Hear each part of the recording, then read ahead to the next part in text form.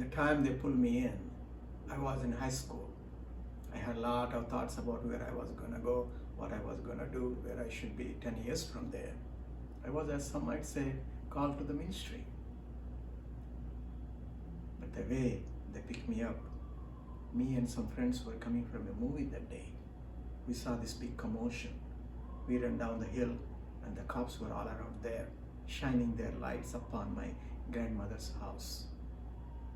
I was standing, watching. And the cop says, "Do any of y'all know David Keaton?" And boy, here I am like a nut. I am he. So they took me to the station, interrogated me, asking me about this robbery. And I kept saying to them over and over again, "I don't know what you're talking about.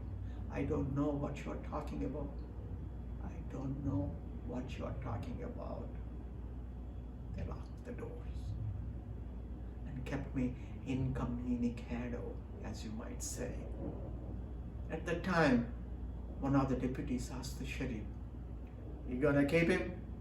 "You goddamn right, we're gonna keep him."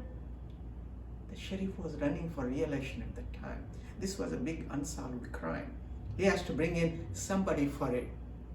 They were telling me what happened in the crime, who was standing there, and all that.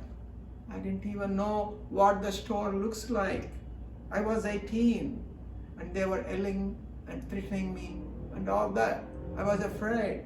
I mean, they will come and beat you up, mess you up, hang you up, and nobody would ever hear nothing else about you. So I'm like, okay, I'm gonna confess to the crime. I know I'm telling the truth, and the witnesses are not going to know too. They gave me all the information already. All I have to do is fill in the blanks with some names, and we all can go home free.